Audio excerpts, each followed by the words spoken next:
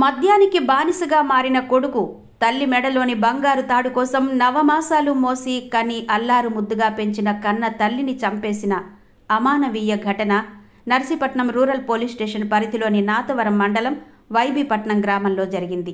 హంతకుడు చిటికెల రామ్మూర్తి రాయుడును 24 గంటల్లోనే పోలీసులు అరెస్టు చేశారు. తల్లిదండ్రులు నిద్రిస్తున్న సమయంలో మద్యం తాగి పెద్దగా కేకలు వేస్తూ తండ్రిని తోసేసి పూలకుండీతో తల్లి తలపై బలంగా కొట్టాడు. మెడలో ఉన్న బంగారు తాడు ఇవ్వకపోతే ఇద్దరిని చంపేస్తానని బెదిరించాడు.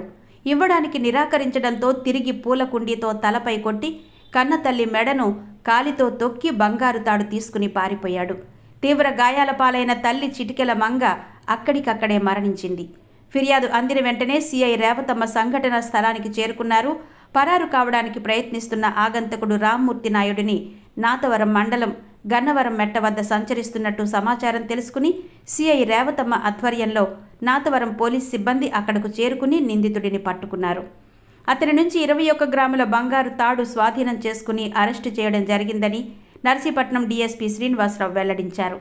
శనివారం సాయంత్రం నర్సీపట్నం రూరల్ పోలీస్ స్టేషన్లో ఏర్పాటు చేసిన విలేకరుల సమావేశంలో కేసుకు సంబంధించిన వివరాలను డీఎస్పీ శ్రీనివాసరావు వెల్లడించారు.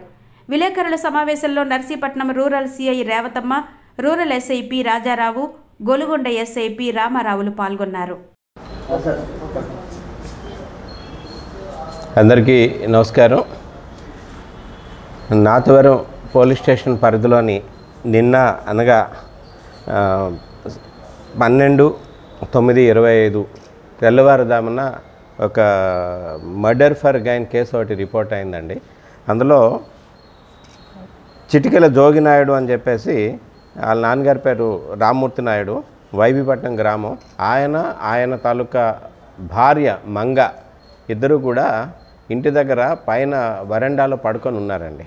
పడుకొని ఉండగా ఎర్లీ అవర్స్ 2 o'clock టైంలో వాళ్ళ కన్న కొడుకే, వాడు పూర్తిగా చెడు అలవాట్లకు లోనే పూర్తిగా త్రాగి అరౌండ్ రాత్రి తెల్లవారుదామున 2-3 గంటల మధ్యలోని ఆయన ఇంటికి వచ్చి తలుపు కొట్టేసరికి వెంటనే గేట్ తలుపు తీశాడు తండ్రి. మీరు లెగరా అని చెప్పేసి, నేను వచ్చినప్పుడు మీరు లెగరా అని చెప్పేసి తండ్రిని చేత్తో కొట్టాడండి. చేత్తో కొట్టేసరికి ఆయన కింద పడిపోయాడు.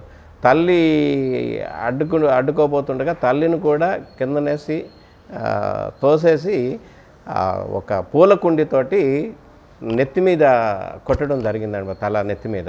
ఆవిడ వెంటనే కింద పడిపోయింది.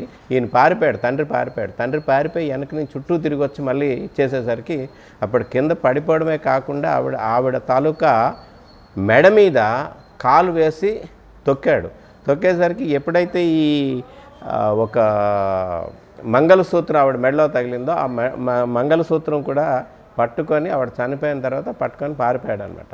ఈ విషయాన్ని ఇమీడియట్గా తండ్రి నాతవరం పోలీస్ స్టేషన్లో రిపోర్ట్ చేస్తే దాని మీద Nathavaram police station crime number 110/2025 under section 1031 అంటే మర్డర్ అండి, 303 క్లాజ్ 2 అంటే 370 MS దొంగతనం కేసు, అలాగే 115 క్లాజ్ 2 అంటే 323 IPC చిన్న కొట్లాటకు సంబంధించి చేతులతో గాయపరిచిన దానికి సంబంధించి ఒక FIR ఇష్యూ చేయడం జరిగింది నాతవరం ఎస్ఐ గారు. ఇమీడియట్గా ఇది గ్రేవ్ క్రైమ్ అవడంతో ఎస్పీ గారి ఇన్స్ట్రక్షన్స్ మేరకు రేవతమ్మ ఇన్స్పెక్టర్ గారు దర్యాప్తు స్వీకరించి ఇమీడియట్గా నేరస్థానానికి వెళ్ళి పోస్ట్ మార్టం అంటే అక్కడ ఇంక్వెస్ట్ ఎవ్రీథింగ్ ప్రాసెస్ అంతా కూడా నేరస్థల పరిశీలన అన్నీ చేశారు. చేసిన తర్వాత క్లూస్ టీమ్ కూడా అక్కడికి విజిట్ చేసింది.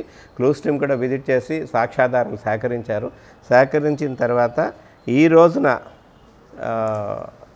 సుమారుగా 10:30 గంటల ప్రాంతంలో రేవతమ్మ గారికి రాబడిన సమాచారం మేరకు రూరల్ ఇన్స్పెక్టర్ రేవతమ్మ గారు, అలాగే గొలుగొండ ఎస్ఐ గారు రామారావు గారు మరియు సిబ్బంది అంతా కూడా వాళ్ళకు వచ్చిన ఇన్ఫర్మేషన్ మీద గన్నవరం మెట్ట దగ్గర సంచరిస్తున్న ముద్దాయి చిటికెల రామ్మూర్తి నాయుడు 35 సంవత్సరాలు ఈయన్ని అరెస్ట్ చేయడం జరిగింది.